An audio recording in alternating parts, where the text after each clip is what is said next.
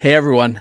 I think the Chicago Bears just fooled the NFL yet again, and the Bears keep finding steal after steal after steal to fill holes in this roster.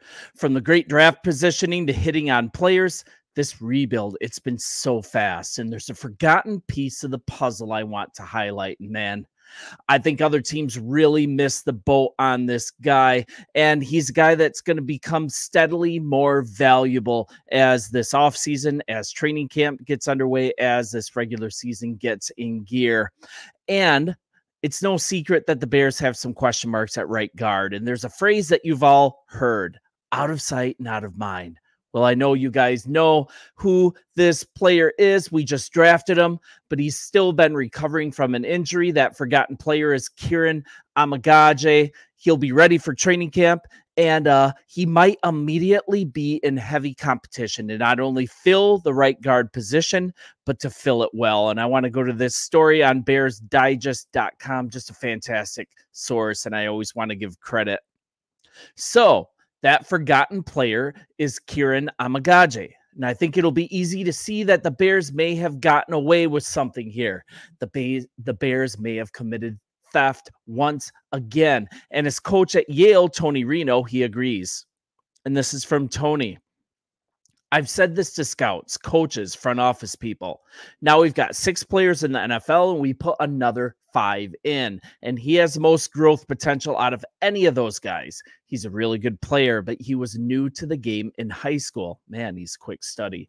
He only played 2.5 games, 2.5 seasons in college with the injuries. So I think he has huge upside. From a physical standpoint, he has fantastic feet, really good hips. He can run through contact in the run game. He also has great feet and is someone who controls the edges in the pass game as well. He's not afraid to play inside and be an interior blocker, and he has the athleticism and experience to play on the edge. He played every position for us but center, and he can do the same at the next level. Man, he's a quick study. He can get up to speed very quickly. I think he can contend to be an immediate answer at guard to take over for Davis, or even provide depth behind Jenkins as well. And it's not only at right guard that he can be useful. Excuse me.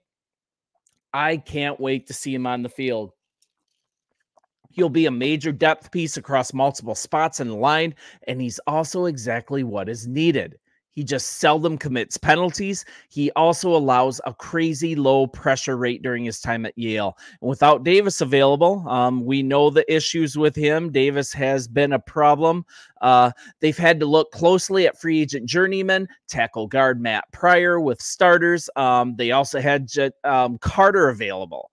But this 6th round pick in 2022, he's focused more on left guard. They could always abort the center competition between Coleman Shelton and Ryan Bates and put Bates at right guard because most of his NFL plays have been there with Buffalo. Deep breath. There's always a possibility of moving Tevin Jenkins back to right guard from left guard, playing someone else at left guard, playing musical chairs. I mean, it just gets really convoluted, and we don't want them to do that, do we? I think it's bad for player development. What the Bears need, they need Amaj to step into a role, or even multiple ones, as a versatile swing. And it's sometimes it's something that he's more than willing to provide. And he's also willing to do so without ego. And he's just a team guy. This is what Amaj had to say on where he feels most comfortable playing on the offensive line, and I just absolutely love this. I'm a football player. Offensive line is offensive line. Obviously, there's different nuances, right? But you go out there and you just block and you do your job. Just love his attitude. And he's also a lifetime Bears fan. If you get a chance to look at some of his old tweets, I mean, it's like a football diary of a diehard tortured fan.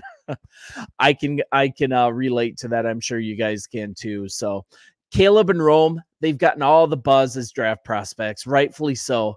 But I think in the end, Amaj is going to look like a key pick as well. And this is why I think we're fooling the NFL. I think we're stealing players, these other teams are just letting us grab these players in places of need, and it seems like they're missing the boat on them. We're getting underrated prospects like Amaji, like getting someone like Austin Booker dropping into the 5th round and coming into the draft. Most people had him labeled as a 3rd round prospect. I mean, it's just going so well. And let's look at Nate Davis. He just isn't reliable, and that's being kind. He just had a brief appearance at a single practice, no action at OTAs. I mean, we've been down this road before. Amaji, though, he's been a bit of a mystery so far, and he's on track to be ready for camp after an October 2023 quad muscle surgery that he had due to his time at Yale. And on his availability, this is what Coach Flus had to say. We project that. Again, we'll have to see how the rehab goes in the summer, and we'll project all our guys who missed some time to be back to start camp. But again, we'll see that as we go. He's being super conservative here, but all signs point to him being ready to go for camp. And he's been absolutely glued to offensive line coach Chris Morgan, just soaking everything in so he could hit the ground running. And Coach Flus, he just loves his mental makeup, just the mental side of it, his retention, his ability to spit concepts back, be it protection, blocking schemes. He's just been good at that part.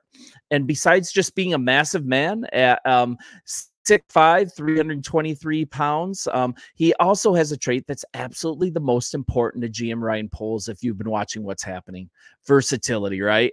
This versatility and what it brings, this is exactly why this pick was brilliant. So check this out. He's going to compete at left tackle as well. Even if Jones, something happens, I think it's most likely Jones beats out Amaji for the starting job at left tackle. I think that's going to happen.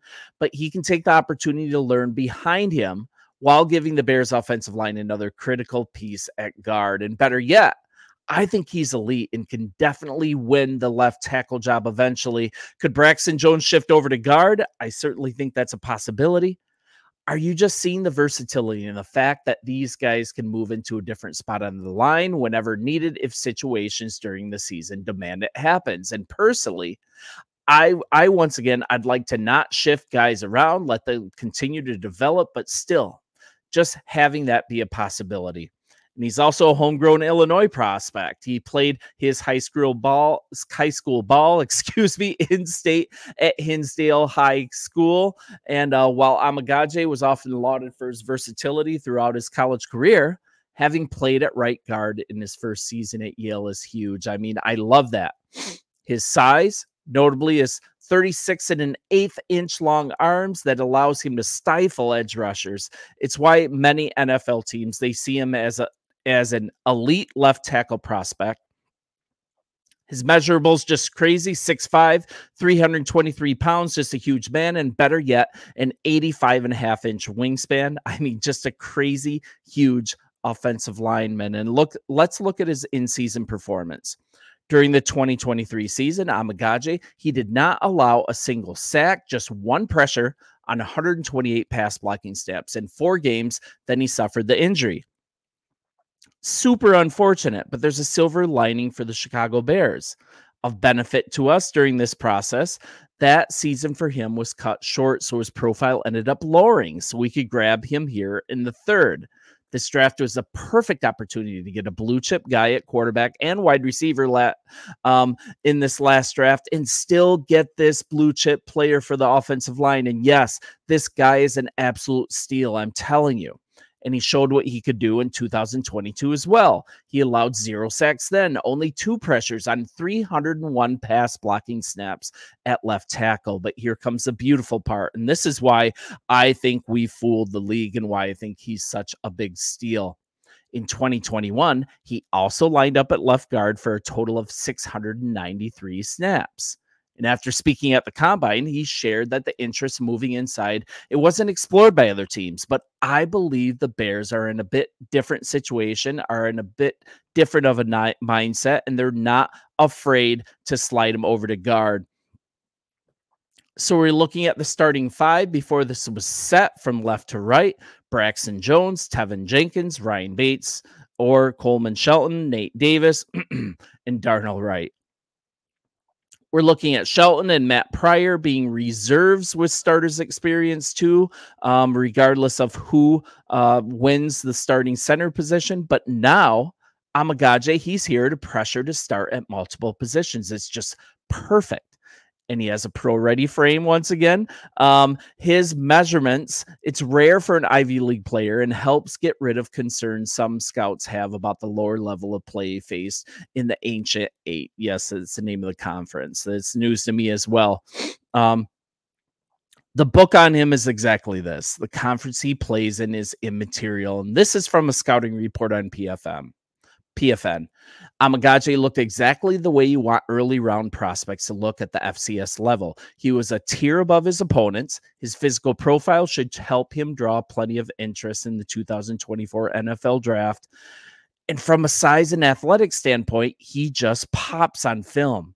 Rare arm length, rare length in general, light feet, smooth body control. He mirrors pass rushers really easily. He creates momentum as a run blocker. I mean, whenever he does make his way into the starting lineup, he's going to have to face down some of the best players in the world at their own jobs, right? It's going to be a big learning curve, but that's not to say he's scared of the challenge. And this is what I love about this player as well. He's just supremely confident. And this is to hear it directly from him. I played a lot of good players back at guard. I played Travis Jones. He now plays for the Ravens. That was my first year and it was a challenge. But you know, I'm excited for the jumping competition. I'm excited to block Micah Parsons. I'm excited to block Myles Garrett. Just love this. I'm excited to block all these guys. I think a lot of people aren't going to be surprised what I can do against these guys coming from the Ivy League.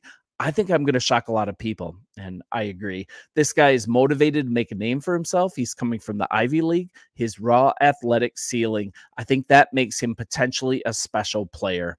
I'm excited for the challenge, but you know, those are people that I've been watching for the last couple of years on TV, and you just watch them wreak havoc. And it's kind of weird to think about, right? Like in a couple months, I'm going to have to stop them. It's super exciting and also obviously a very surreal moment. And I don't want to slip into hyperbole. I don't want to be so Pollyanna. I don't want to hype all these players up in a limitless way.